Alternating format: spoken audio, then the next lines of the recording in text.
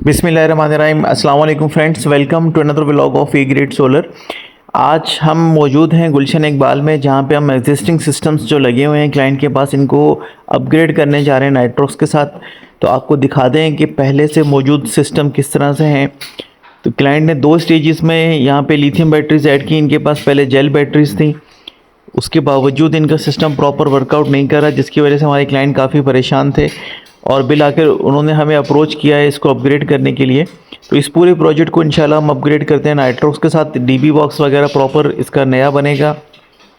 Lithium batteries इनकी unique की यही यूज़ हो जाएंगी और हम आपको दिखा दें कि हेड टू टेल हम किस तरह से इस प्रोजेक्ट को कंपाइल कर रहे हैं।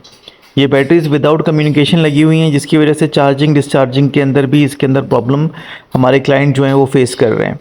तो इस पूरे प्रोजेक्ट को हम अपग्रेड करने जा रहे हैं नाइट्रोक्स 10 किलोवाट IP65 इन्वर्टर के साथ।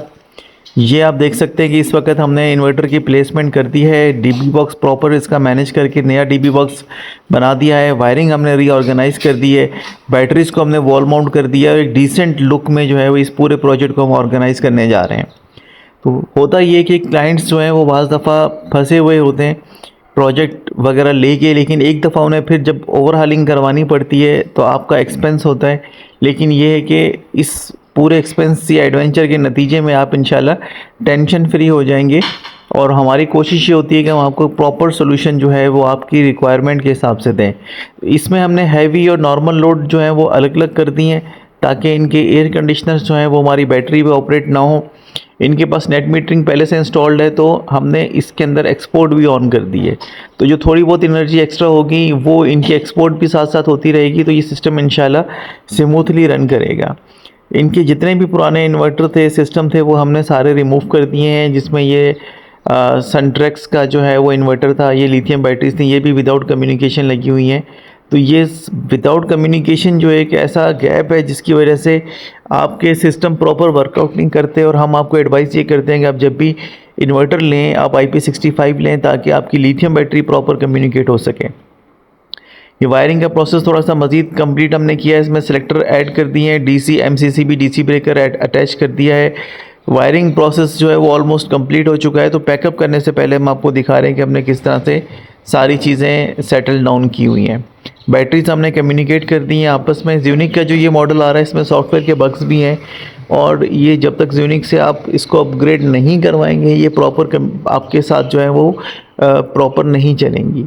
ये हम आपको वायरिंग दिखा रहे हैं कि सोलर की वायरिंग हम किस तरह से लेके आ रहे हैं। क्लाइंट के पास मल्टीपल प्रोजेक्ट्स लगे हुए हैं, इनके पास एक ऑन ग्रिड का सिस्टम भी लगा हुआ है।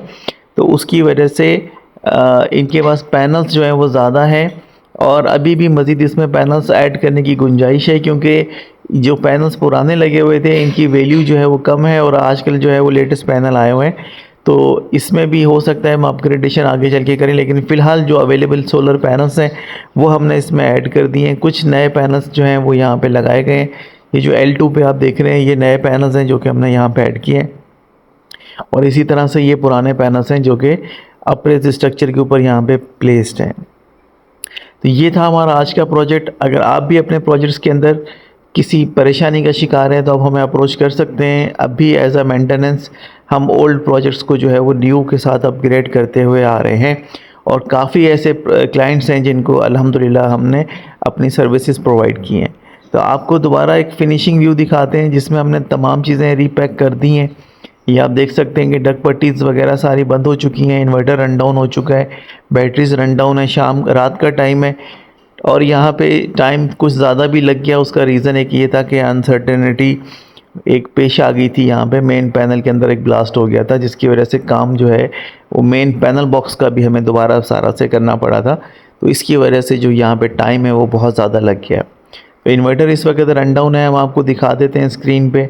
ये स्क्रीन चेक कर लेंगे, 82% बैटरी हमें बैकअप शो कर रही है, और 0.75 किलोवाट का लोड इस वक्त इनका रन डाउन है, ग्रिड नहीं है। ये पूरा सिस्टम जो है वो इस वक्त रन डाउन है। नॉर्मल लोड, हैवी लोड, सारी चीज़ें हमने प्रॉपर इस पर मैनेज करके अपने क्लाइंट को दी हुई हैं, और ये इसको ईज़िली ऑपरेट कर सकते हैं। तो आज की वीडियो के हवाले से आप अपना ओपिनियन कमेंट सेक्शन में शेयर कर सकते हैं, और हमें अगर आप कोई चीज़ पूछना चाहते हैं तो भी आप कमेंट सेक्शन में पूछ सकते हैं। हमारी कोशिश होगी कि हम आपको रेस्पॉन्ड करें प्रॉपर्ली। इसके साथ जो दूसरा डीबी बॉक्स है वो भी हम आपको दिखा देते हैं, जो ऑन ग्रिड का है। ये ऑन ग्रिड के अंदर पहले से जो है वो सिस्टम लगा हुआ था। यहाँ पे भी ऑन ग्रिड सिस्टम जो है वो हमने अपग्रेड करके दिया था अपने क्लाइंट को। ये उसका पैनल बॉक्स दिखा रहे हैं हम आपको। और ये जो ब्रेकर्स वगैरह इनके लगे हुए थे ऑन ग्रिड के, ये भी हम आपको चेक करवा रहे हैं। इसी तरह से वो मैन पैनल बॉक्स भी हम आपको दिखाएंगे जहाँ पे ब्लास्ट हुआ है। ब्लास्ट का रीज़न सिलेक्टर्स थे, पुराने सिलेक्टर्स जब एक ही पॉइंट पे खड़े रहते हैं 3 फेज़ के अंदर, तो जब उनको मूव किया जाए तो ये ब्लास्ट उसमें अनसर्टेनिटी की वजह से पेश आ जाता है। तो इस पूरे पैनल बॉक्स को भी हमने दोबारा से रिफ़्रेश किया है। तमाम वायरिंग वगैरह तमाम सिलेक्टर्स जो हैं वो हमने नए लगा के दिए हैं क्लाइंट को। तो ये था आज का project. Thank you so much friends for watching this video. अस्सलाम वालेकुम।